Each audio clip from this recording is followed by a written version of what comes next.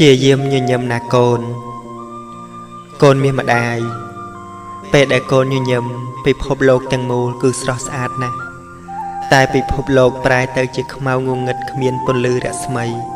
គឺនៅពេលដែលកូនធ្វើមុខក្រញើព្រោះហេតុដូច្នេះហើយតើម៉ែចង់ឲ្យកូនព្យាយាមញញឹមឲ្យបានច្រើនញញឹមដោយភាពជឿជាក់ញញឹមពេលកូនជោគជ័យហើយក៏ញញឹមពេលកូនបរាជ័យដែរគឺកូនញញឹមព្រមទទួលរឿងគ្រប់យ៉ាងព្រមទទួលស្គាល់ការពិតហើយជីវិតរបស់កូននឹងមានសម្រស់ដូចជាផ្កាបើសិនជាកូនញញឹមជានិច្ចទោះបីជាជួបបញ្ហាអ្វីនៅក្នុងជីវិតក៏ដោយក៏កូនត្រូវតែញញឹមគឺញញឹមដើម្បីលើកទឹកចិត្តខ្លួនឯងណាកូនកូនកុំចូលចិត្តធ្វើមុខក្រញើពេកហើយក៏កុំសូវខឹងច្រើនពេកព្រោះពេលកូនខឹងមុខរបស់កូនគឺអាក្រក់មើលណាស់ការខឹងច្រើននាំឲ្យកូនឆាប់ចាស់ណាកូនពេលដែលកូនញញឹមមុខរបស់កូនមើលទៅដូចជាទេពធីតាទេវបុត្រតែពេលដែលកូនខឹងកាលណាមុខរបស់កូនដូចជាព្រាយបិសាចអញ្ចឹងឯងម៉ែចង់ឲ្យកូនទៅឆ្លោះមើលកញ្ចក់ពេលដែលកូនខឹងម្ដងនោះកូននឹងឃើញថាមុខរបស់កូនគួរឲ្យខ្លាចប៉ុណ្ណាមនុស្សដែលពូកែខឹងពូកែងក់ងោគឺមិនគួរឲ្យស្រឡាញ់ទេណាកូនកូនអើយការញញឹមនេះជាឱសថព្យាបាលរោគសោកសៅរបស់អ្នកដទៃបានណាកូនអ្នកដែលកំពុងមានទុក្ខនៅពេលដែលឃើញកូនញញឹមដាក់គេអាចរសាយទុក្ខកង្វល់បានព្រោះតែស្នាមញញឹមដ៏ស្មោះត្រង់របស់កូនដូច្នេះសូមកូនញញឹមដាក់អ្នកដទៃដោយមេត្តាអាណិតនិងដោយការលើកទឹកចិត្តកុំញញឹមដោយបង្កប់ភាពពឹសពុលក្នុងចិត្តឲ្យសោះណាបើកូនញញឹមដាក់គេនឹងតបស្នងការញញឹមមកកូនវិញតែបើកូនខឹងដាក់គេនឹងតបស្នងការខឹងមកកូនវិញដូចគ្នាគេអាចវាយតម្លៃកូនបានថាកូនជាមនុស្សបែបណាតាមរយៈស្នាមញញឹមដ៏បរិសុទ្ធរបស់កូនសូមកូនញញឹមឲ្យបានច្រើនកូនកុំខឹងណាកូនព្យាយាមញញឹមឲ្យច្រើនណាកូនព្រោះការញញឹមគឺជាឱសថថែរក្សាសម្រស់របស់កូនឲ្យកាន់តែស្រស់ស្អាតកូនសូមអរគុណអ្នកម្ដាយរាល់ពេលកូនលំបាករាល់ពេលកូនមានសេចក្តីទុក្ខរាល់ពេលកូនជួបបញ្ហានៅក្នុងជីវិតរាល់ពេលដែលកូនបាក់ទឹកចិត្តតែងតែមានវត្តមានរបស់ម៉ែមកជួយកូនជានិច្ចម៉ែគឺជាព្រះដែលជួយប្រោសប្រានកូនឲ្យរស់ម្ដងហើយម្ដងទៀតពេលដែលកូនជួបឧបសគ្គនានានៅក្នុងជីវិតម៉ែតែងចេញមុខមកជួយដោះស្រាយជួយខ្វាយខ្វល់និងផ្ដល់កម្លាំងចិត្តឲ្យកូនម៉ែរួមសុខរួមទុក្ខជាមួយកូនគ្រប់ពេលវេលាទាំងអស់អរគុណម៉ែដែលតែងតែនៅក្បែរកូនរាល់ពេលកូនមានទុក្ខលំបាកឬរាល់ពេលដែលកូនឈឺម្ដង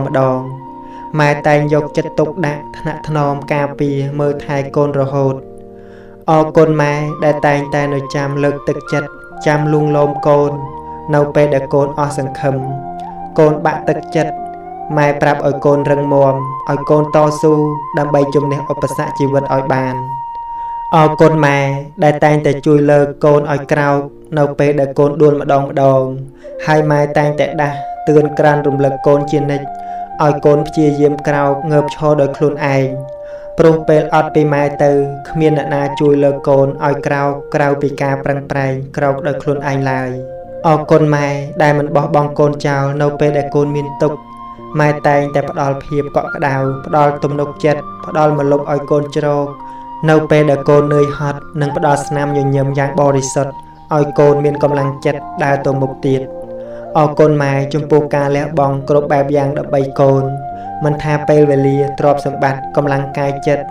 ឬមិនថាជីវិតក៏ម៉ែហ៊ានលះបង់ដើម្បីកូនដែរអរគុណម៉ែចំពោះពាក្យទូលមានព្រាមប្រដៅល្អដែលម៉ែទូលមានរាល់ថ្ងៃព្រោះចង់ឲ្យកូនក្លាយជាមនុស្សល្អកូនល្អសិស្សល្អមិត្តល្អនៅក្នុងសង្គម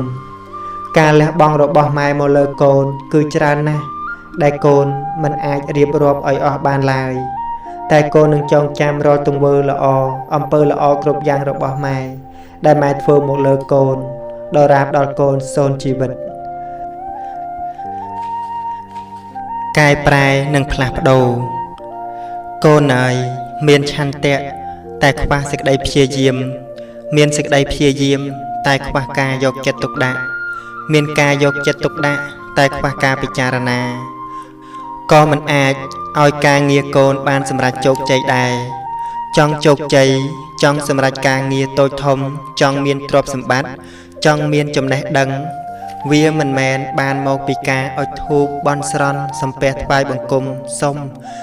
ឬខ្ជិលច្រអូសដេកផ្សងសំណាងរួចរត់ទៅរកព្រះសង្ឃស្រោចទឹកដោះគ្រោះនោះទេគឺបានមកពីការប្រឹងប្រែងដោយខ្លួនឯងដើមឈើដែលធំវាអាចផ្ដល់ម្លប់ដល់ត្រឈឹងត្រឆៃសម្រាប់មនុស្សសត្វជ្រកកោនបំបត្តិភាពនឿយហត់ត្រជាក់ខ្លួនត្រជាក់ចិត្តបានតែមុននឹងបានដើមឈើធំក៏ត្រូវការយកចិត្តទុកដាក់និងការការពារពីមនុស្សផងដែរយ៉ាងណាមិញចំណេះវិជ្ជាវាជាទីពឹងដ៏ធំធេងរបស់កូនតែមុននឹងបានចំណេះវិជ្ជាក៏ទាមទារឲ្យកូនមានការខិតខំប្រឹងប្រែងរៀនសូត្រដូចគ្នាភាពខ្ជិលច្រអូសវាគឺជាហេតុដែលនាំឲ្យកូនវិនិច្ឆ័យគ្រប់យ៉ាងវិនិច្ឆ័យទាំងការងារវិនិច្ឆ័យទាំងទ្រព្យសម្បត្តិវិនិច្ឆ័យទាំងចំណេះវិជ្ជានិងវិនិច្ឆ័យទាំងពេលវេលាដូច្នេះបើកូនចង់ផ្លាស់ប្ដូរខ្លួនឯងគឺត្រូវចាប់ផ្ដើមពីការកែប្រែជាមុនសិនកូនត្រូវប្រែពីភាពខ្ជិលច្រអូសទៅជាឧស្សាហ៍ព្យាយាមប្រែពីការគិតបែបអវិជ្ជមានទៅជាមានគំនិតបែបវិជ្ជមានប្រែពីចរិតរឹងរូសទៅជាចរិតរឹងមាំប្រែពីចិត្តទន់ជ្រាយទៅជាចិត្តទន់ភ្លន់ប្រែពីនិយាយច្រើនលេះលោះឥតប្រយោជន៍ទៅជានិយាយតិចតែធ្វើច្រើននិយាយរួមគឺថាកូនត្រូវរៀនកែប្រែនិងផ្លាស់ប្ដូរទម្លាប់អាក្រក់របស់កូនចេញទើបមានសង្ឃឹមថាជីវិតរបស់កូននឹងបានរីកចម្រើនកែប្រែទម្លាប់អាក្រក់របស់ខ្លួនសិនមុននឹងទៅកែប្រែអ្នកដទៃជួយខ្លួនឯងសិនមុននឹងទៅរកអ្នកដទៃឲ្យជួយគ្រាមួយនៃជីវិតកូនអើយគ្រាមួយនៃជីវិតនឹងមកដល់គឺគ្រាដែលជីវិតត្រូវឃ្លាតចាកមនុស្សដែលជាទីស្រឡាញ់ឃ្លាតចាករបស់ធ្លាប់ប្រើប្រាស់ឃ្លាតចាកភពផែនដីដែលធ្លាប់រស់នៅពេលនោះកូននឹងធ្វើដំណើរទៅតែម្នាក់ឯងគ្មានអ្នកណាសូម្បីតែម្នាក់រួមដំណើរជាមួយយើងឡើយតើកូនបានត្រៀមខ្លួនសម្រាប់ចាកចេញហើយឬនៅតើកូនបានត្រៀមរបស់សម្រាប់យកទៅជាមួយហើយឬនៅតើកូនត្រៀមចិត្តដើម្បីលើកដៃលាមនុស្សគ្រប់គ្នាលារបស់គ្រប់យ៉ាងលាភពផែនដីនេះហើយឬនៅបើកូននៅមិនទាន់ត្រៀមទេក៏ប្រញាប់ត្រៀមឲ្យហើយទៅព្រោះគ្រាមួយនៃជីវិតនោះនឹងមកដល់មិនខានគ្រាន់តែយូរហើយនឹងឆាប់តែប៉ុណ្ណោះព្រះអាទិត្យតែងរះហើយក៏អស់ស្ដង់គត់លិចបាត់ទៅវិញគ្មានអ្នកណាម្នាក់អាចស្រែកហាមឃាត់ខាំងរារាំងបានឡើយយ៉ាងណាជីវិតមនុស្សសត្វក៏ដូច្នោះដែរកើតមកហើយក៏ស្លាប់ទៅវិញជាធម្មតាគ្មានអ្នកណាអាចទាមទារសុំអង្វរកកុំឲ្យស្លាប់បានឡើយព្រោះនេះហើយគឺជាការពិតនៃជីវិតថ្ងៃរះហើយតែងលេចជាកិច្ចរបស់ធម្មជាតិជីវិតគង់ឃ្លាតជាធាតុបបលាស់តែងអស់ស្ដង់គត់រលត់រហ័សដោយកូនឃើញច្បាស់ជាក់នឹងនេត្រាជីវិតប្រៀបបីដូចជាស្លឹកឈើកូនអើយនៅក្នុងโลกនេះគ្មានអ្វីដែលឋិតថេរទេតែងមានការព្រួលប្រែគ្រប់ពេលវេលានៅជាសុកក៏ប្រែជាឈឺនៅភ្លឺសុកក៏ប្រែជាងងឹតស្រឡាញ់សុកក៏បែរជាស្អប់គឺប្រែព្រួលត្រឡប់សពគ្រប់ឥតឈប់ឈរឡើយណាកូនពេលវេលាធ្វើដំណើរលឿនណាស់រដូវកាលចាស់ក៏ផ្លាស់ប្ដូររដូវកាលថ្មីអ្វីក៏ប្រែប្រួលទៅតាមរដូវកាលដូច្នោះដែរមិនថាធម្មជាតិមិនថាជីវិតរបស់មនុស្សសត្វអត់មានអ្វីដែលនៅដដែលនោះទេណាកូនចូលកូនទៅក្រឡេកមើលស្លឹកឈើដែលដំបូងឡើងគឺវាលាស់ត្រួយខ្ចីហើយបន្ទាប់មកស្លឹកឈើនោះក៏ប្រែជាចាស់បន្ទាប់មកទៀតក៏ទុំជ្រុះរ៉ាត់រាយពះពេញលើផែនដីជួនកាលត្រូវខ្យល់បក់អណ្ដែតត្រសែតវិលគ្មានកោះគ្មានត្រើយទីបំផុតក៏คล้ายទៅជាដីអស់គ្មានសល់យ៉ាងណាជីវិតរបស់មនុស្សសត្វក៏ដូចគ្នាដែរគឺព្រួលប្រែប្រៀបបីដូចជាស្លឹកឈើអញ្ចឹងឯងកើតមកហើយក៏ប្រែទៅជាចាស់ហើយក៏ប្រែទៅជាឈឺហើយក៏ប្រែទៅជាស្លាប់ trongបញ្ចប់ក៏คล้ายទៅជាធរណីទាំងអស់ដូចគ្នាស្លឹកឈើទុំជ្រុះគង់លាស់ថ្មីមនុស្សប្រុសស្រីគង់មានទុក្ខត្រូវតែរឹងប៉ឹងប្រឹងសម្រុកកុំនៅសង្កត់កើតទុក្ខអីងើបឡើងណាកូនកូនជាទីស្រឡាញ់ជីវិតអ្នកណាដែលថាមិនជួបបញ្ហាគឺមិនមានគ្រប់ជីវិតតែងតែមានបញ្ហាជាធម្មតាការស្រឡាញ់ការស្អប់គប់ចិត្តទាស់ចិត្តសុខនិងទុក្ខសុទ្ធតែមាននៅក្នុងជីវិតនេះទាំងអស់កូនតែងគិតថាកូនទុក្ខណាស់លំបាកណាស់តែមានមនុស្សជាច្រើនមានសេចក្តីទុក្ខលំបាកខ្លាំងជាងកូនទៅទៀតមិនមែនមានទុក្ខតែកូនម្នាក់ឯងឯណារៀនទទួលស្គាល់ការពិតជីវិតកូននឹងបានល្អប្រសើរខ្លះកុំរវល់តែដេកកើតទុក្ខងើបឡើងមកណាកូនយើងធ្វើដំណើរតទៅមុខទៀតកុំព្រោះតែសេចក្តីទុក្ខបន្តិចបន្តួចធ្វើឲ្យកូនឈប់ដើរនោះតើពេលណាទៅកូនដល់គោលដៅពេលណាទៅកូនបានសុខធំហើយត្រូវរឹងមាំឡើងកុំអាងយំអាងទឹកភ្នែកអាងដេកកើតទុក្ខវាមិនមែនជាដំណោះស្រាយល្អទេណាកូនកូនកុំចោះចាញ់នឹងសេចក្តីទុក្ខកុំឲ្យសេចក្តីទុក្ខវាជះឥទ្ធិពលខ្លាំងមកលើកូនកូនត្រូវតែយកឈ្នះលើវាឲ្យបានកូនត្រូវប្រឆាំងនឹងសេចក្តីទុក្ខដោយការហ្វឹកហាត់អប់រំចិត្តតាមបែបព្រះពុទ្ធសាសនានិងធ្វើចិត្តឲ្យសบายតាមបែបសមាធិបង្វែរចិត្តកុំឲ្យគិតច្រើនសម្រួលអារម្មណ៍ឲ្យបានស្រួលដកដង្ហើមមួយឲ្យវែងហើយចូលកូនពិចារណានឹងតាមខ្យល់ដង្ហើមពេលចេញនិងពេលចូលរបស់កូនហើយមានសតិស្មារតីជានិច្ចកុំខ្វល់ខ្វាយរឿងអ្វីទាំងអស់ចាត់ទុកថាកូននៅលើកោះតែម្នាក់ឯងគ្មានរបស់ដែលត្រូវហួងហែងគ្មានមនុស្សដែលធ្វើឲ្យកូនស្រឡាញ់គ្មានមនុស្សដែលធ្វើឲ្យកូនស្អប់ហើយនឹងគ្មានមនុស្សដែលធ្វើឲ្យកូនកើតទុក្ខធ្វើបែបនេះរឿយនោះចិត្តរបស់កូននឹងបានធូរស្បើយខ្លះមិនខានបើកូនមិនព្យាយាមងើបដោយខ្លួនឯងទេគ្មានអ្នកណាអាចមកលើកកូនឲ្យក្រោកបានឡើយកូនត្រូវតែស៊ូទៅមុខណាកូនឆាកល្ខោនជីវិតកូនអើយនៅក្នុងរឿងកុនរឿងល្ខោនមានតួសម្ដែងជាច្រើនចូលរួមសម្ដែង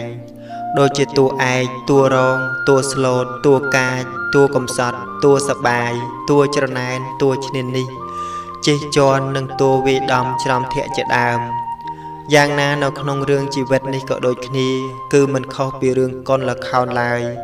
គ្រាន់តែថារឿងជីវិតគឺតម្រូវតួអង្គតែម្នាក់ប៉ុណ្ណោះជាអ្នកសម្ដែងគឺយើងខ្លួនឯងហើយត្រូវសម្ដែងជាតួគ្រប់ប្រភេទទាំងអស់ទាំងស្លូតទាំងកាចទាំងកំសត់និងទាំងសបាយហើយអ្នកនិពន្ធរឿងនិងអ្នកដឹកនាំរឿងជីវិតនេះគឺយើងខ្លួនឯងដែរពេលខ្លះដើរតួជាសេដ្ឋីដែលមើលទៅហឺហាហឹកហាក់មានមាសមានពេជ្រពាក់ជ្រែកខ្លួនសំញែងកេឯងដូចជាអស្ចារ្យសម្បើមណាស់មានរបស់ប្រើប្រាស់សុទ្ធតែទំនើបឡានវិឡាស្អាតសង្ហាដុល្លារគីបចាយវាយ៉ាងខ្ជះខ្ជាយពេលខ្លះដើរតួជាអ្នកក្រីក្រកំសត់ទុរគតអត់ឃ្លានគ្មានទ្រព្យសម្បត្តិរស់នៅយ៉ាងវេទនារកព្រឹកខ្វះល្ងាចរកល្ងាចខ្វះព្រឹកជីវិតពិតជាតោកយ៉ាកណាស់ខ្វះសពខ្វះគ្រប់ប្រឹងទាំងយប់ប្រឹងទាំងថ្ងៃនៅតែគ្មានអ្វីប្រសើរឡើងសោះពេលខ្លះដើរតួជាតួអង្គសុភាពរៀបសារមានចរិយាមានរយាថ្លៃថ្នូររំទុំស្គាល់ចាស់ស្គាល់ទុំស្គាល់បាបស្គាល់បុណ្យស្គាល់គុណស្គាល់ទោសឈឺឆ្អាលជួយយកអាសាគេគ្រប់គ្នាធ្វើឲ្យមនុស្សជុំវិញខ្លួនស្រឡាញ់រាប់អានច្រើនពេលខ្លះដើរតួជាតួអង្គកាយឆ្នះឆ្នើមគំនិតពឹសពុលសាហាវប្រៃផ្សៃគ្មានក្តីមេត្តាដើរតែឈ្នាននេះគេបង្កើតរឿងឆ្លោះទាស់តែងឥតឈប់ឈរសម្បូរដោយមនុស្សស្អប់គ្មានអ្នកគប់រកសាច់រឿងខ្លះយើងមិនចង់សម្ដែងទេប៉ុន្តែកម្មដែលខ្លួនឯងបានសាងវាតម្រូវឲ្យយើងត្រូវតែសម្ដែងរឿងរ៉ាវជីវិតកត់ត្រាមិនអស់សាច់រឿងចម្រុះមានខុសមានត្រូវមានសើចសប្បាយមានយំសោកសៅកម្មអ្នកតម្រូវត្រូវតែសម្ដែងពេលខ្លះដើរតួអ្នកមានស្ដុកស្ដំ ពេលខ្លះតួយំក្រៀមក្រំក្រៃលែងពេលខ្លះតួយៈពាក់មុខសំញែងបៀតបៀនគេឯងឥតក្រែងរអាពេលខ្លះតួឯកខ្លះតួកំសត់ពេលខ្លះតួក្បត់អត់ខ្លាចនរណាគំរាមទាត់ធាក់កាប់ចាក់ប្រហាអាក្រក់ឬសាពីដើមដល់ចប់អ្នកនិពន្ធរឿងគឺយើងខ្លួនឯងហើយអ្នកសំដែងខ្លួនឯងគ្រប់សពដើរតួស្រឡាញ់តួខ្នាញ់តួស្អប់សំដែងមួយសពរហូតចប់រឿងជីវិតកូនថ្លៃកូនត្រូវតែរស់បន្តកូនអើយម៉ែចង់ប្រាប់កូនថាជីវិតរបស់កូនគឺពិតជាមានតម្លៃណាស់សម្រាប់ម៉ែដូច្នេះមុននឹងកូនគិតចង់ធ្វើបាបខ្លួនឯងកូនត្រូវគិតដល់បេះដូងរបស់ម៉ែផងព្រោះកូនគឺជាបេះដូងនិងជាថ្លើមប្រមាត់របស់ម៉ែបើកូនមានរឿងអ្វីកូនគិតទៅមើលថាជីវិតម៉ែអាចរស់នៅបានសុខដែរឬទេព្រោះកាលណាកូនខូចចិត្តម៉ែក៏ខូចចិត្តកូនឈឺម៉ែក៏ឈឺមិនខុសពីកូនឡើយនៅពេលដែលកូនមានបញ្ហាអ្វីមួយនៅក្នុងជីវិតមនុស្សដែលត្រូវគិតមុនគេគឺម៉ែកូនអាចនិយាយប្រាប់ម៉ែបានហើយម៉ែនឹងព្យាយាមជួយដោះស្រាយបញ្ហាឲ្យកូនកូនកុំលាក់ទុកក្នុងចិត្តម្នាក់ឯងអីម៉ែដឹងថាកូនខ្លាចម៉ែបារម្ភខ្លាចម៉ែគិតច្រើននិងខ្លាចម៉ែពិបាកចិត្តតែបើសិនជាកូនមិនប្រាប់ឲ្យម៉ែបានដឹងកូនលាក់ទុកសំងំឈឺចិត្តតែម្នាក់ឯងរហូតដល់កូនធ្វើបាបខ្លួនឯងលែងចង់រស់តទៅទៀតបើកូនកើតអីជីវិតរបស់ម៉ែក៏ពិបាកនឹងរស់នៅដែរមនុស្សដែលកូនស្រឡាញ់គេក្បត់កូនគេមិនស្មោះជាមួយនឹងកូនគេឈប់ស្រឡាញ់កូនគេបោះបង់កូនចោលគេមិនឲ្យតម្លៃកូនគេធ្វើឲ្យកូនខូចចិត្តកូនគួរតែកុំធ្វើបាបខ្លួនឯងអីកូនត្រូវដឹងថាកូននៅមានម៉ែដែលស្រឡាញ់កូននៅមានម៉ែដែលស្មោះជាមួយនឹងកូននិងនៅមានម៉ែដែលមិនធ្លាប់គិតបោះបង់កូនចោលម្ដងណាឡើយម៉ែនៅខាងកូនជានិច្ចជីវិតរបស់កូនគឺមានតម្លៃណាស់ដូច្នេះកូនត្រូវតែរស់នៅតទៅមុខទៀតណាកូនកូនកុំកើតទុក្ខព្រោះតែគេមិនឲ្យតម្លៃកូនតែកូនត្រូវគិតថាតើកូនមានតម្លៃដែលគេត្រូវឲ្យដែរឬទេ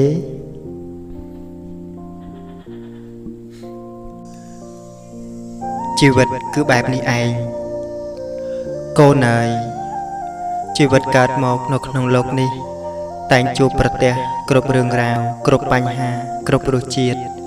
ផ្អែមល្វីងជូរចត់កំសត់ទុរគតអត់ឃ្លានមានក្រល្អអាក្រក់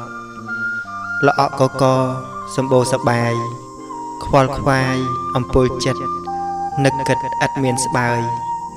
នេះហើយគឺជាជីវិតណាកូនរឿងរ៉ាវគ្រប់យ៉ាងទាំងរឿងល្អទាំងរឿងអាក្រក់រឿងកំសត់រឿងសប្បាយរឿងស្រឡាញ់រឿងស្អប់រឿងគប់រឿងទាស់រឿងស្មោះរឿងក្បត់រឿងច្រណែនរឿងប្រច័ណ្ឌគឺកើតមានច្រើនណាស់នៅក្នុងជីវិតនេះរឿងមួយមិនទាន់ចប់ស្រួលបួលផងរឿងមួយទៀតក៏វាចូលមកដល់មានភាពបន្តបន្ទាប់រកកន្លែងចប់មិនឃើញរឿងណាល្អចិត្តក៏សប្បាយតែបើរឿងណាអាក្រក់ចិត្តក៏កើតទុក្ខមិនសុខនៅក្នុងចិត្តស្មុគស្មាញខ្វល់ខ្វាយបាយមិននឹកទឹកមិនស្រេកដេកមិនលក់បក់មិនលះហើយនេះហើយគឺជាជីវិតបញ្ហាគ្រប់យ៉ាងមានបញ្ហាក្រុមគ្រួសារបញ្ហាម៉ែឪបញ្ហាបងប្អូនបញ្ហាកូនចៅប្រុសស្រីបញ្ហាប្តីប្រពន្ធបញ្ហាទ្រព្យធនហើយបញ្ហាដែលធ្ងន់គឺបញ្ហាបេះដូងត្រូវរកដំណោះស្រាយមិនចេះចប់មិនចេះហើយបញ្ហាខ្លះដោះស្រាយបានបញ្ហាខ្លះក៏ដោះស្រាយមិនបានបញ្ហាណាដែលដោះស្រាយបានជីវិតក៏ស្រស់ស្រាយសប្បាយរីករាយតែបញ្ហាណាដែលដោះស្រាយមិនបានជីវិតក៏កើតទុក្ខស្រពាប់ស្រពោនរហូតឈានដល់សម្លាប់ខ្លួនអត់មានស្ដាយស្រណោះអាឡោះអាល័យព្រោះតែដោះស្រាយបញ្ហាមិនចេញក៏មាននេះហើយគឺជាជីវិតរសជាតិគ្រប់យ៉ាងទាំងផ្អែមល្វីងជូរចត់សាបប្រៃក្តៅត្រជាក់គឺមាននៅក្នុងជីវិតនេះទាំងអស់មិនខុសពីតួល្ខោនឡើយពេលខ្លះដើរតួសប្បាយស្អាយក្អាកក្អាយព្រោះបានជួបជុំក្រុមគ្រួសារមានស្នេហាផ្អែមល្ហែមជី ជីវិតពិតជាមានសេចក្តីសុខសុភមង្គលណាស់តែពេលខ្លះដើរតួកំសត់ប្រៃល្វីងជូរចត់ព្រោះតែការប្រត់ប្រាស់មនុស្សជាទីស្រឡាញ់ពេញចិត្តឬព្រោះតែសេចក្តីប្រាថ្នាមិនសមតាមបំណងបណ្ដាលឲ្យយំសោកបោកខ្លួនកើតទុក្ខមិនសុខក្នុងចិត្តក៏មាននេះហើយគឺជាជីវិតតែដែលសំខាន់ទោះបីជីវិតស្ថិតនៅក្នុងស្ថានភាពបែបណាក៏ដោយក៏កូនមិនត្រូវបង្កើតភាពទន់ជ្រាយឲ្យជីវិតដែរកូនត្រូវតែឈរលើភាពរឹងមាំពុះពៀតស៊ូប្រឆាំងតទល់នឹងឧបសគ្គជីវិតដើរទៅមុខជានិច្ចកុំចោះចាញ់កុំរាថយព្រោះអ្វីជាគូគ្នាបើថ្ងៃនេះកូនកើតទុក្ខថ្ងៃស្អែកកូនអាចនឹងសុខក៏ថាបានថ្ងៃនេះកូនបរាជ័យថ្ងៃស្អែកកូនអាចជោគជ័យក៏ថាបានកូនកុំអស់សង្ឃឹមហើយកុំបញ្ឈប់ដំណើរជីវិតរបស់កូនព្រោះតែទទួលយកការពិតជីវិតមិនបានឲ្យសោះធម្មជាតិរបស់ជីវិតគឺបែបនេះឯងសុខទុក្ខមានក្រសរសើរនិន្ទាជាធម្មតារបស់ជីវិតដែលកូនមិនអាចគេចផុតបានឡើយជីវិតពេលខ្លះកូនអើយពេលខ្លះជីវិតនេះគឺហាក់បីដូចជាសោះក៏ក្រោះគ្មានរសជាតិសាបសាប្រោបថាមិនត្រូវក្នុងចិត្តមួម៉ៅក្តៅក្រហាយគ្មានភាពសប្បាយរីករាយសម្លឹងមើលទៅពិភពលោកទាំងមូលហាក់ដូចជាគ្មានពន្លឺរស្មីអ្វីទាល់តែសោះមានតែភាពខ្មៅងងឹតចិត្តក៏គ្មានសេចក្តីសុខមិនស្រណុកកើតទុក្ខខ្វាយខ្វល់រសាត់រសល់ទើសទាល់គ្រប់រឿងរ៉ាវពេលខ្លះជីវិតហាក់ដូចជាមានពន្លឺរស្មីមើលទៅអ្វីក៏ល្អក៏ស្អាតពិភពលោកទាំងមូលដូចជាមានសម្រស់ស្រស់បំព្រងគួរឲ្យចង់រស់នៅចិត្តសោកសៅក៏រសាត់ចេញឆ្ងាយភាពសប្បាយរីករាយក៏រសាត់ចូលមកក្នុងโลกទាំងមូលធំទូលំទូលាយគ្មានកន្លែងទាស់រស់នៅក៏មិនចង្អៀតធ្វើឲ្យជីវិតមានសម្រស់ស្រស់បំព្រងពេលខ្លះជីវិតនេះពិតជាល្វីងជូរចត់កំសត់ស្រក់ទឹកភ្នែកដេកយំក្រំចិត្តគិតអ្វីក៏មិនចេញក្នុងចិត្តពោពេញទៅដោយទុក្ខកង្វល់ខ្វល់ខ្វាយឥតលះហើយហើយចេះតែគិតតូចចិត្តនឹងខ្លួនថាហេតុអ្វីពិភពលោកនេះតូចចង្អៀតម្លេះវាហាក់ដូចជាអយុត្តិធម៌ណាស់ដែលគេគ្រប់គ្នាមានសេចក្តីសុខហេតុអ្វីកើតទុក្ខតែខ្ញុំខុសអីពេលខ្លះជីវិតគឺពិតជាផ្អែមល្ហែមណាស់មានមនុស្សយល់ចិត្តស្រឡាញ់អាណិតគ្រប់គ្រងថែរក្សាមានស្នេហាសមតាមប្រាថ្នាមានការយកចិត្តទុកដាក់ថ្នាក់ថ្នមលួងលោមពេលមានទុក្ខជួយយកអាសាជួយដោះស្រាយរាល់បញ្ហាគ្រប់យ៉ាងជីវិតគឺពិតជាមានន័យណាស់ពេលខ្លះជីវិតប្រៀបបីដូចជាពពកដែលរសាត់តាមខ្យល់បក់គ្មានគោលដៅច្បាស់លាស់ពិតប្រាកដខ្យល់ផាត់ទៅដល់ណាក៏រសាត់ទៅដល់នោះរស់ដោយភាពឯកាគ្មានអ្នកណាខ្វាយខ្វល់គ្មានញាតិគ្មានមិត្តជីវិតគឺរងាណាស់ខ្វះភាពកក់ក្ដៅពិភពលោកនេះហាក់ដូចជាគ្មានន័យអ្វីទាល់តែសោះណាស់ហើយកូនអើយកុំខ្វល់ច្រើនពេកជីវិតគឺវាបែបនេះឯងពេលបានជោគជ័យឬជួបជុំជីវិតក៏មានសេចក្តីសុខតែពេលបរាជ័យឬបែកបាក់ជីវិតក៏កើតទុក្ខកូនមិនអាចទទួលបានតាមអ្វីដែលកូនចង់បានគ្រប់យ៉ាងនោះទេវាមានសាបមានប្រៃមានផ្អែមមានល្វីងជូរចត់ខ្លះជាធម្មតាអញ្ចឹងឯងបើវាមានតែរឿងផ្អែមល្ហែមតែម្យ៉ាងក៏មិនឈ្មោះថាជាជីវិតដែរកូនគួរតែរៀនរស់នៅជាមួយនឹងអ្វីដែលកូនមានកូនកុំប្រាថ្នាហួសព្រំដែនឬក៏កុំដាក់ចិត្តលើសេចក្តីប្រាថ្នានោះខ្លាំងពេកព្រោះវានឹងធ្វើឲ្យកូនខកចិត្តខ្លាំងនៅពេលដែលសេចក្តីប្រាថ្នាមិនបានសម្រេចតាមបំណងមនុស្សមិនមែនទេវតាដែលប្រាថ្នាអ្វីក៏បានដូចចិត្តនោះទេណាកូនពិសេសកូនត្រូវចេះរស់នៅជាមួយនឹងខ្លួនឯងដែលជាខ្លួនឯងកុំយកខ្លួនឯងទៅប្រៀបធៀបជាមួយនឹងអ្នកដទៃព្រោះអ្នកដទៃមិនមែនជាកូនហើយកូនក៏មិនមែនជាអ្នកដទៃមនុស្សដែលមានទុក្ខច្រើនណាស់គេចេះរស់នៅលើផែនដីនេះបានរឿងអីដែលកូនរស់នៅមិនបានហ៊ានប្រឈមមុខជាមួយនឹងការពិត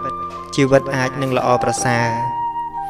ពេលខ្លះជីវិតពិតល្វីងជូរចត់លំបាកនឿយហត់ក្រខ្សត់អត់ទ្រាំពេលខ្លះជីវិតពិតជាល្អគប់រស់មានញាតិរាប់មានយុះមានស័ក្តិដៃគូជីវិតពិតមិនព្រួលប្រែ ព្រោះចេះថ្នមថែស្នេហ៍ពិតភក្តីមិនក្បត់ចិត្តគ្នាលុះគ្រាខ្សិនខ្សៃភរិយាស្វាមីនឹងមានក្តីសុខកូនអើយជីវិតគូមិនមែនសុទ្ធតែសំបំណងគ្រប់តែគ្នានោះទេបើមានគូជីវិតខុសដូចចុះផ្ទះខ្លាញ់ទាំងរស់អញ្ចឹងឯងកូនយកប្តីយកប្រពន្ធមកដើម្បីបំពេញកង្វះខាតនៅក្នុងជីវិតចុះបើយកមកហើយមួយថ្ងៃឆ្លោះតែគ្នាមានកូនមួយកូនពីរក៏លែងលះគ្នាធ្វើឲ្យកូនបែកបាក់ម៉ែឪគ្មានភាពកក់ក្ដៅតើកូនគិតយ៉ាងណាទៅវិញ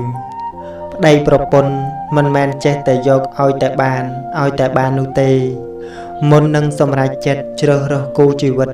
កូនត្រូវតែគិតឲ្យច្បាស់លាស់សិនជាពិសេសគឺកូនជាមនុស្សប្រុសថាតើកូនមានសមត្ថភាពគ្រប់គ្រាន់អាចចិញ្ចឹមប្រពន្ធកូនរស់បានសុខស្រួលដែរឬអត់មានការងារធ្វើសមរម្យឬអត់មានប្រាក់ចំណូលគ្រប់ល្មមគ្រប់គ្រាន់អត់មានចិត្តទទួលខុសត្រូវខ្ពស់អត់មានចិត្តធ្ងន់អាចរស់នៅចុះសម្រុងជាមួយប្រពន្ធនិងគ្រួសារខាងប្រពន្ធបានដែរឬអត់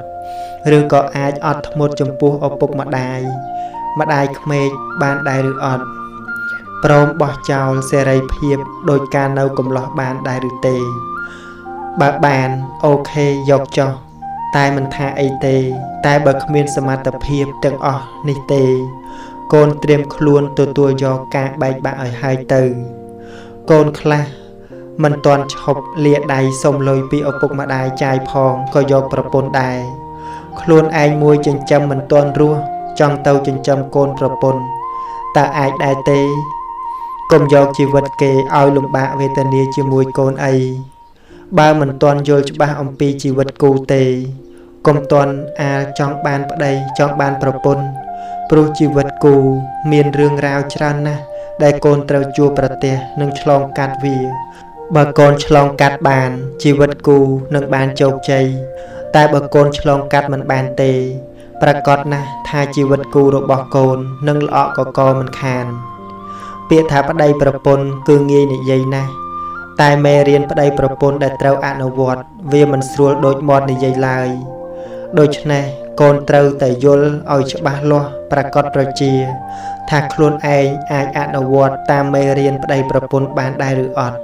អាចទទួលយករឿងរ៉ាវនិងបញ្ហាគ្រប់យ៉ាងដែលវាបានកើតឡើងនៅក្នុងជីវិតប្តីប្រពន្ធបានដែរឬទេអាចផ្ដល់សេចក្តីសុខសុភមង្គលឲ្យគ្នាទៅវិញទៅមកបានដែរឬទេពិសេសតើកូនមានទំនួលខុសត្រូវនៅក្នុងជីវិតគ្រួសារបានប៉ុណ្ណា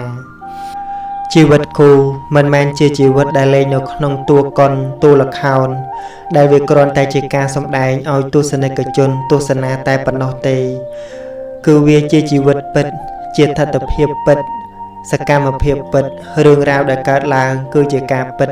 ហើយសេចក្តីស្រឡាញ់ដែលផ្ដល់ឲ្យគ្នាទៅវិញទៅមកក៏ត្រូវតែជាការពិតដែរតើកូនប្រកាសចិត្តទេថាកូនមានការរឹងមាំគ្រប់គ្រាន់ក្នុងការទទួលរ៉ាប់រងជីវិតគូរបស់កូនបានតើកូនមានសេចក្តីអត់ធ្មត់បានប៉ុណ្ណាចំពោះរឿងរ៉ាវដែលកើតឡើងនៅក្នុងជីវិតគូរបស់កូនបើកូនមានសមត្ថភាពគ្រប់គ្រាន់ហើយនោះកូនប្រកាសជាអាចគ្រប់គ្រងជីវិតគូរបស់កូនបានយ៉ាងងាយស្រួលបើបានគ្នាជាស្វាមីភរិយាហើយក៏គួរតែចេះថែរក្សាគ្នាឲ្យបានល្អតស៊ូដឹកដៃគ្នាឆ្លងកាត់ឧបសគ្គជីវិតជាមួយគ្នាចេះអនុគ្រោះគ្នាចេះលើកលែងឲ្យគ្នាកូនត្រូវស្រឡាញ់គ្នាដោយមេត្តាឲ្យច្រើនជាងស្រឡាញ់គ្នាដោយតណ្ហាមានចិត្តស្មោះស្ម័គ្រភក្តីភាពនឹងគ្នានោះហើយឈ្មោះថាកូនមានដៃគូជីវិតដែលពិតប្រាកដសេចក្តីសុខសុភមង្គលក៏កើតឡើងពិតប្រាកដនៅក្នុងគូជីវិតរបស់កូនដូចគ្នាក្នុងនាមកូនជាស្វាមីក៏បីឲ្យតម្លៃនិងលើកតម្កើងដល់នាងដែលជាភរិយាឲ្យដូចជាម្ដាយឬឲ្យដូចជាបងប្អូនស្រីមិនមើលងាយវាតម្លៃដោយការមិនពេញចិត្តឬដោយការប្រមាថផ្សេងត្រូវចេះស្រឡាញ់ចេះអាណិតស្និទ្ធស្នេហ៍នៅក្បែរថ្នាក់ថ្នមលួងលោមលើកទឹកចិត្តកុំក្បត់ផិតលួចលាក់មាន2មាន3មានក្នុងមានក្រៅមានដើមមានចុង ហើយដែលសំខាន់ផ្ដល់ភាពជាធំឲ្យទៅនាងដែលជាភរិយាក្នុងការគ្រប់គ្រងថែរក្សាទ្រព្យសម្បត្តិផ្ទះសម្បែងដែលខ្លួនឯងរកបាននិងផ្ដល់នូវគ្រឿងអលង្ការសម្រាប់នាងតុបតែងខ្លួនប្រាណជាដើមក្នុងនាមកូនជាភរិយាគប្បីជាស្ត្រីដែលចេះទុកចេះដាក់ចេះថែរក្សាការពារទ្រព្យសម្បត្តិដែលស្វាមីរកបានមកនិងចេះរៀបចំផ្ទះសម្បែងឲ្យមានរបៀបរៀបរយល្អចេះដាំចេះស្លកុំខ្ជិលកុំទម្រុនរហ័សរហួនក្នុងការងារជាស្ត្រីមេផ្ទះត្រូវចេះស្រឡាញ់រាប់អានញាតិទាំងសងខាងគឺទាំងខាងខ្លួនឯងទាំងខាងស្វាមីនិងមិនត្រូវមានចិត្តប្រព្រឹត្តក្បត់ចិត្តស្វាមីនោះឡើយដោយកុំឃើញប្រុសដតីល្អជាងប្តីខ្លួនឯងឲ្យសោះថែរក្សាចិត្តស្មោះចំពោះស្វាមីរបស់ខ្លួនឯងតែម្នាក់ប៉ុណ្ណោះមិនបញ្ចេញមាយាញាក់ញក់ដាក់បុរសដតីត្រូវមានស្មារតីចាំជានិច្ចថាខ្លួនឯងមានស្វាមីរួចហើយដៃគូជីវិតគឺជាការរួមសុខរួមទុក្ខផ្ដល់កម្លាំងចិត្តឲ្យគ្នាទៅវិញទៅមកចេះយោគយល់អធ្យាស្រ័យគ្នាចេះអត់ឱនទោសកំហុសតិចតួចដល់គ្នានឹងគ្នាធ្វើរួមគ្នាគិតរួមគ្នាព្រមព្រៀងគ្នាគិតនឹងព្រមព្រៀងគ្នាធ្វើមិនលាក់លៀមមុខក្រោយមុននឹងសម្រេចចិត្តធ្វើអ្វីមួយត្រូវចេះពិភាក្សាគ្នាជាមុនចេះផ្ដល់មតិយោបល់ដល់គ្នាបើភរិយាស្វាមីធ្វើបានប៉ុណ្ណឹងនោះដៃគូជីវិតនឹងមានតែសេចក្តីសុខសុភមង្គលរហូតជាដរាបរៀងទៅដៃគូជីវិតពិតមិនព្រួលប្រែព្រោះចេះថ្នមថែស្នេហ៍ពិតភក្តីមិនក្បត់ចិត្តគ្នាលុះគ្រាខ្សិនខ្សៃភរិយាស្វាមីនឹងមានក្តីសុខតម្លៃនៃជីវិតកូនអើយជីវិតដែលមានតម្លៃមិនមែនស្ថិតនៅលើអ្នកដទៃគេផ្ដល់ឲ្យនោះទេហើយក៏មិនមែនស្ថិតនៅលើវត្ថុសម្ភារៈអ្វីខាងក្រៅនោះដែរតម្លៃជីវិតគឺស្ថិតនៅត្រង់បេះដូងខាងក្នុងព្រោះបើបេះដូងខាងក្នុងល្អផ្សាយបន្តមកខាងក្រៅក៏ល្អទោះបីអ្នកដទៃគេមើលមិនឃើញពីតម្លៃនៃជីវិតកូនក៏កូនខ្លួនឯងស្គាល់ច្បាស់ពីតម្លៃខ្លួនឯងដែរកុំខ្វល់គិតនឹងរឿងដែលគេមិនឲ្យតម្លៃកូនតែត្រូវនឹកខ្វល់នឹងខ្លួនឯងដែលមិនឲ្យតម្លៃខ្លួនឯងឬក៏ធ្វើជីវិតខ្លួនឯងមិនឲ្យមានតម្លៃកូនស្រីគឺស្ថិតនៅត្រង់មានចិត្តភក្តីស្មោះសរល្អបរិសុទ្ធដោយទឹកចិត្តមេត្តាចរិយាមារយាទប្រពៃថ្លៃថ្លាមានការគោរពគួរសមចំពោះចាស់ព្រឹទ្ធាចារ្យមាតាបិតាវាចាពីរោះព្រោះពោលពាក្យពិតទៀងត្រង់មិនមុសាមានចិត្តសុភាពរៀបសារទន់ភ្លន់តែមិនទន់ជ្រាយចេះស្រឡាញ់គ្រួសារមានកតញ្ញូតាគឺការដឹងគុណប៉ុណ្ណឹងគ្រប់គ្រាន់ណាស់សម្រាប់តម្លៃជីវិតស្ត្រីតម្លៃកូនប្រុសនៅត្រង់មានចិត្តស្មោះសរចេះសន្តោសប្រុសប្រណីមានភក្តីភាពចំពោះគ្រួសារជាតិនិងសាសនាមានបញ្ញាពោលគឺចំណេះវិជ្ជាអាចដោះស្រាយបានរាល់បញ្ហាគ្រប់យ៉ាងនៅក្នុងជីវិតមានចិត្តតស៊ូអង្គអាចក្លាហានមិនយកប្រៀបទៅលើអ្នកដទៃពិសេសគឺមនុស្សស្រីមានក្តីអាណិតមេត្តាករុណាមានការទទួលខុសត្រូវខ្ពស់មិនរស់ធ្ងន់តែផែនដីនេះហើយជាបរិះដែលស្រីប្រាថ្នាកុំកើតទុកព្រោះតែគេមិនឲ្យតម្លៃកូនតែកូនត្រូវគិតសារជាថ្មីឡើងវិញថាកូនខ្លួនឯងមានតម្លៃដែលគេគួរផ្ដល់ឲ្យដែរឬអត់សូមពិចារណាចុះណាកូនស្រីស្អាតព្រោះចរិយាបុរសសង្ហាព្រោះការទទួលខុសត្រូវថែរក្សាទ្រព្យយើងផងណាកូនកូនអើយចៅគឺវាចាំតែសម្លឹងមើលទ្រព្យសម្បត្តិរបស់យើងទេបើកាលណាយើងភ្លេចខ្លួនវាប្រកាសជាលួចយកទៅបាត់អស់មិនខានដូច្នេះកូនត្រូវរួបរวมគ្នាថែរក្សាទ្រព្យសម្បត្តិយើងឲ្យបានគង់វង្សណាកូនកុំឲ្យពួកចៅគៀនរបងវាចេះតែបានដៃលួចហើយលួចទៀតវប្បធម៌ខ្មែរល្អផូរផង់ណាស់និងមានតម្លៃយ៉ាងក្រៃលែងហើយមានអាយុកាលមិនតិចពាន់ឆ្នាំដែរព្រោះដូនតារបស់យើងថែរក្សាមកបានល្អទៅវប្បធម៌នៅគង់វង្សដល់ឥឡូវដូច្នេះកូនកុំធ្វើឲ្យបាត់បង់នៅក្នុងសម័យកាលរបស់កូនណាជាពិសេសកូនស្រីមានម្ដាយកូនត្រូវតែស្មោះត្រង់នឹងវប្បធម៌ប្រពៃណីជាតិខ្មែរយើងជាដរាបណាកូន កូនស្រីម៉ែក្នុងនាមជាកូនស្រីខ្មែរកូនត្រូវតែថែរក្សាអ្វីដែលជារបស់ខ្មែរកូនត្រូវតែចេះស្រឡាញ់ជាតិស្រឡាញ់សាសនាស្រឡាញ់គ្រួសារស្រឡាញ់វប្បធម៌បើកូនរវល់តែឆ្លោះគ្នារវល់តែជេរគ្នាពេញបណ្ដាញសង្គមរវល់តែសេតរវល់តែត្រាម៉ាតើពេលណាទៅវប្បធម៌អរិយធម៌របស់យើងល្អផូរផង់ដូចមុនបើយើងមិនថែរក្សាទ្រព្យរបស់យើងទេតើបានអ្នកណាមកថែជំនួសយើងទៅទ្រព្យសម្បត្តិរបស់យើងទាំងអស់គ្នាយើងត្រូវតែរួមដៃគ្នាថែរក្សាណាកូននួននាងជាខ្មែរត្រូវថែវប្បធម៌ពូជពងអង្គរដ៏មានតម្លៃមិនធ្វើខ្លួនតាមវប្បធម៌ដទៃខ្មែរមានតម្លៃព្រោះស្រីជួយថែ